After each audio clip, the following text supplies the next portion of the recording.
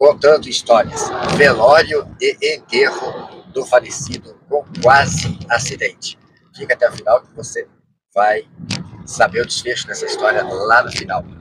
Certa vez eu fui a um velório, enterro de um ex-paciente que eu cuidei por um breve período de tempo. Infelizmente, não tive a habilidade de trazê-lo para o tratamento, fazê-lo aderir ao acompanhamento com a gente, e o desfecho, infelizmente, foi óbvio, né? Já falei. Mas era um paciente que era solteiro, morava na zona rural com os pais, tomava conta do sítio, ajudava os pais. O pai já era dependente de cuidados porque já havia sofrido um AVC. E ele veio para tratamento com uma queixa de ansiedade muito elevada e também tinha a hipertensão e a obesidade. Eu pus no foco o controle da ansiedade como um dos meios para ajudar ele a controlar o peso e também a hipertensão, controlar o peso. Fez a consulta inicial, melhorou, perdeu 14 quilos entre o primeiro encontro e o segundo encontro.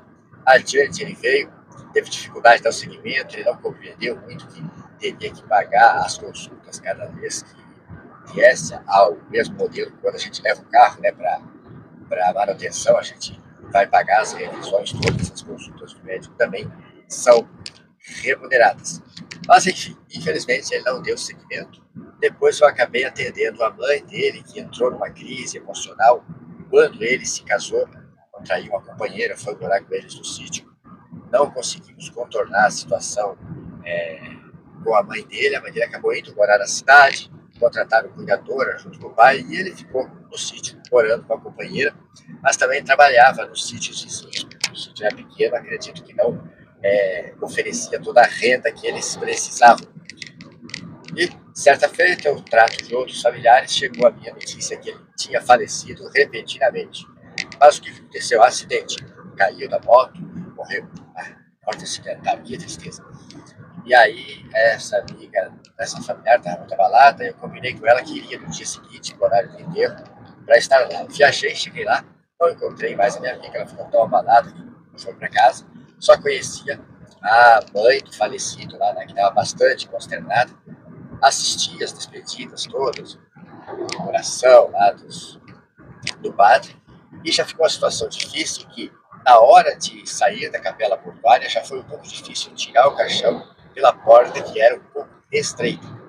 E chegando no cemitério para o enterro, acredito que o funcionário da empresa funerária estava sozinho, teve ajuda de outros senhores ali, que não conseguiram colocar o caixão no espaço reservado para ele, na cadeira, porque não cabia as alças.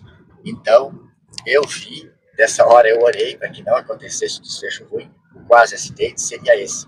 E os outros homens tiveram que, a força dos pés, a coice, né, dando chutes nas alças do caixão, conseguiram arrancar as alças para poder fazer caber na carneira. E mesmo assim não pôde entrar certinho, teve que entrar um pouco de banda de lado, assim, e conseguiu-se fazer o enterro. Então, a reflexão que fica é que a gente com obesidade sofre um acidente, é mais fácil de morrer. No caso dele, nem sei se foi um acidente ou se ele teve um colapso cardíaco e caiu da moto e, consequentemente, houve as fraturas que levaram à morte. No atestado de óbito, parece que o registro colocou hipótese até que poderia ter sido suicídio. Mas numa moto de baixa cilindrada, ele não, todo aquele peso não poderia estar em alta velocidade assim para causar o óbito. Mas uma queda da moto, todo aquele peso, se explica que a pessoa não consegue se defender direito da queda e facilita o óbito. E se ele não fosse a óbito, um acidente, tivesse uma fratura, ir ficar acabado, N vezes eu já vi pacientes com fratura simples internarem para tratar, e no pós-operatório, e aguardando a cirurgia, fazem embolia gordurosa, embolia pulmonar e falecem, porque cuidar de um paciente com peso extremo é extremamente difícil. Infelizmente, eu não consegui cuidar desse paciente, inclusive, numa das consultas dele, eu conversei com ele que ele precisava se cuidar, porque o pai dele já tinha AVC, dependia dele, mas era magro. E eu falei com ele, você precisa se cuidar, emagrecer, controlar essa pressão, porque você não pode faltar antes dos teus pais, é você que está, de fato, ajudando teus pais. Teus irmãos, suas irmãs estão longe. E se tu não se cuidar, você é capaz de faltar antes do seu pai. Infelizmente, falei isso e aconteceu. Eu não queria que acontecesse, eu queria era sensibilizá-lo para trazer para o tratamento, mas eu não consegui. Eu acho que eu fui pelo reforço negativo, deveria ter ido para o reforço positivo, explicar mais as vantagens de se tratar, os resultados de um bom cuidado da saúde. E eu tentei trabalhar com a dor dele, né? Ter medo da doença e não funcionou para ele. A gente tem que dosar, falar um pouco da dor, se está paciente com a dor, mas também dar esperanças ao paciente com a melhora. O que você acha disso? Me conta aqui nos comentários. E se você conhece alguém que precisa cuidar melhor da saúde e está negligenciando, está deixando para depois, encaminhe esse conteúdo para ela e saiba que nunca é tarde para você se cuidar. É importante a gente cuidar de verdade da saúde para a gente envelhecer, ter uma longevidade com qualidade de vida. Eu cada vez estou mais convencido disso, ainda mais agora que numa sessão clínica da Sociedade Brasileira de Estudos da Fisiologia, uma colega médica cardiologista lá do Acre apresentou um caso onde um paciente de 95 anos, ex-seringueiro, estava acamado há 8 meses, com mais de ano com diagnóstico equivocado de Alzheimer, estava numa situação terminal, só tinha abertura ocular, já não falava mais, comia só mingau há meses, e a família levou a médica lá meio que para desencargo de consciência, para se dizer assim, nós levamos até o médico para ver, mas todos acreditavam que ele estava inevitavelmente caminhando para o óbito.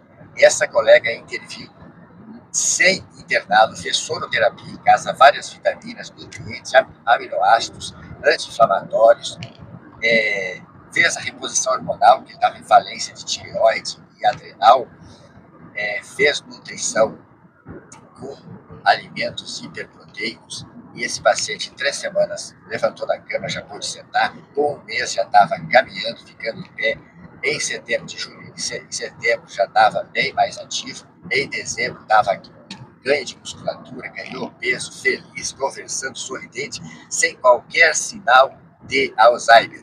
Quando fizeram o diagnóstico equivocado de Alzheimer, ele já estava em extrema desnutrição, super inflamado, com falência tiroidiana. Não foi examinado, não foi olhado para isso. Então, foi o diagnóstico equivocado e ele estava caminhando para 95 anos, acamado há 8 meses, caquético, emagrecido, sarcopênico, quase sem musculatura. Através de uma soroterapia e nutrição adequada, o paciente se levantou e provou para todos que ele não tinha Alzheimer e não estava vendo. Era só questão de cuidar da saúde de maneira adequada. Então, aguardo o teu like, encaminhe esse conteúdo, vai lá no link da bio, você vai encontrar no link da bio várias apresentações para você assistir, se cadastra lá e faça bom proveito dos serviços de saúde em teu benefício. Muito obrigado.